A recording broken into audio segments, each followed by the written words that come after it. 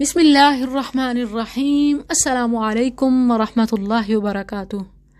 ناظرین و سامعین، سال بھر کے بہترین ایام ہم پر سایہ فگن ہونے والے ہیں انشاءاللہ۔ پورے سال میں سب سے زیادہ فضیلت والے یہی 10 دن ہیں، عشرہ ذی الحجہ۔ عشرہ ذی الحجہ کی اہمیت کا اندازہ اس بات سے لگائیں کہ خود اللہ رب العزت نے ان کی قسم اٹھائی۔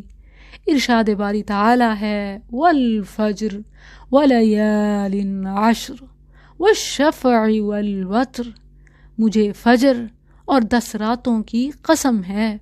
یہ 10 راتیں کون سی ہیں جن کی اللہ نے قسم اٹھائی؟ امام ابن کثیر رحمہ اللہ صحیح بخاری کا حوالہ دیتے ہوئے فرماتے ہیں کہ اس سے مراد ذی الحجہ کے 10 دن ہیں۔ ناظرین، قرآن و حدیث سے معلوم ہوتا ہے کہ پورے سال کی راتوں میں سے بہترین راتیں رمضان کی ہیں، اور خصوصاً آخری عشرہ اور پھر لیلۃ القدر۔ مگر دنوں میں سے، ایام میں سے، ڈیز میں سے بیسٹ ڈیز عشرہ ذی الحجہ کے ہیں، یہی ذی الحج کے پہلے 10 دن۔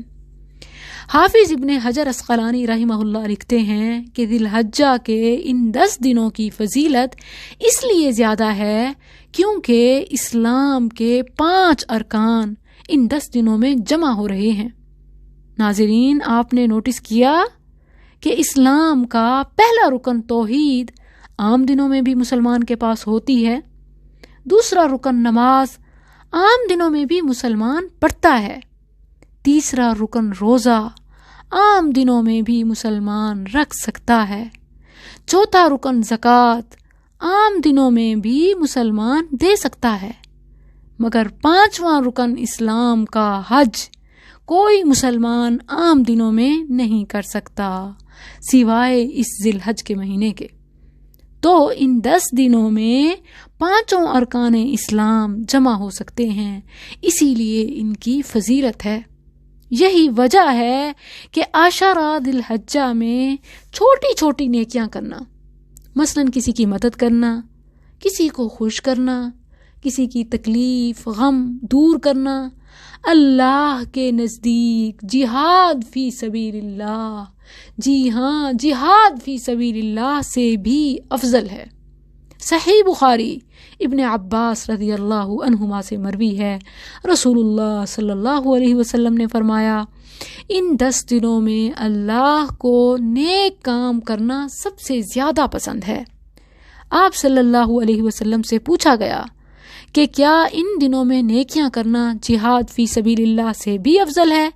آپ صلی اللہ علیہ وسلم نے فرمایا، ہاں، یہ دن جہاد فی سبیل اللہ سے بھی بہتر ہیں، سوائے اس شخص کے جو اپنے مال اور جان کو لے کر نکلے اور کسی چیز کو واپس لے کر نہ آئے، یعنی سارے کا سارا مال بھی جہاد فی سبیل اللہ میں لٹا دے اور پھر خود بھی شہید ہو جائے، کچھ بھی واپس نہ آئے، تو یہ مجاہد افضل ہے، وگرنہ ان دنوں میں عشرہ ذی الحجہ میں عمل صالح ہی افضل ہے۔ تو ناظرین، اب وقت ہے حریص ہونے کا، نیکیوں میں بڑھ چڑھ کر حصہ لیں، چھوٹی سے چھوٹی نیکی کو معمولی نہ سمجھیں، لا تحقرن من المعروف شیئا، کیونکہ عام دنوں میں جس نیکی کا ثواب 1 کے بدلے 10 لکھا جاتا ہے، ان دنوں میں 700 گنا تک بڑھا دیا جاتا ہے۔ اور ہم مسلمان رمضان کی فضیلت سے تو واقف ہیں اور تیاری بھی کرتے ہیں، عبادات بھی کرتے ہیں، لیکن عام طور پر ان دنوں کی فضیلت سے غافل رہتے ہیں یا کچھ خاص تیاری نہیں کرتے۔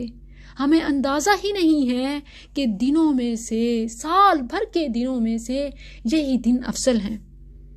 ہم یہ سوچتے ہیں کہ شاید لیلۃ القدر کی وجہ سے، رمضان کی وجہ سے، رمضان کے آخری عشرے کو پورے سال پر فضیلت ہے۔ تو یاد رکھیں، اس بات کو یوں سمجھیں کہ دنوں میں سے بہترین دن ذی الحجہ کے ہیں اور راتوں میں سے بہترین راتیں رمضان کی ہیں۔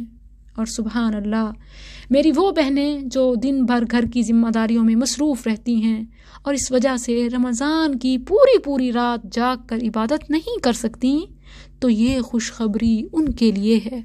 کیسے کہ وہ دن کو فائدہ اٹھا سکتی ہیں، دن میں فضیلت سمیٹ سکتی ہیں، کیونکہ رمضان کی راتیں جتنی افضل ہیں، عشرہ ذی الحجہ کے یہ دن، یہ مومنٹس اتنے ہی افضل ہیں۔ دنوں میں انہی کو سبقت ہے، تو دن میں ہم جاگ رہے ہوتے ہیں، کام کاج کر رہے ہوتے ہیں، اگر ہم چھوٹی سے چھوٹی نیکی کو ضائع نہ ہونے دیں، موقع سے فائدہ اٹھاتے جائیں، تو ہم افضل ترین ایام میں ہیں۔ جہاد فی سبیل اللہ سے بھی افضل عبادت ہے ان دنوں میں کرنا۔ تو سبحان اللہ، آج میں اسی مناسبت سے ایک افضل ذکر، ایک افضل وظیفہ نبی صلی اللہ علیہ وسلم کی زبان سے آپ کو بتاتی ہوں، جو انشاءاللہ پھر ہم آنے والے دنوں میں بھی ہر ایک دن مزید علم و عمل کے سفر میں بڑھتے جائیں گے، مگر آج کا وظیفہ سب سے افضل اور ہر انسان کی پہنچ میں ہے۔ مسند احمد اور طبرانی میں عبداللہ بن عمر رضی اللہ عنہما سے مروی ہے، نبی کریم صلی اللہ علیہ وسلم نے فرمایا کہ تم ان دنوں میں کثرت سے تسبیح، تحلیل اور تکبیر کرو، یعنی سبحان اللہ، الحمدللہ، لا الہ الا اللہ، اللہ اکبر۔ ان دنوں میں زباں پر یہ جاری ہونا چاہیے، لا تزال لسانک رطبا بذکر اللہ، لمحے بھر کے لیے بھی تمہاری زبان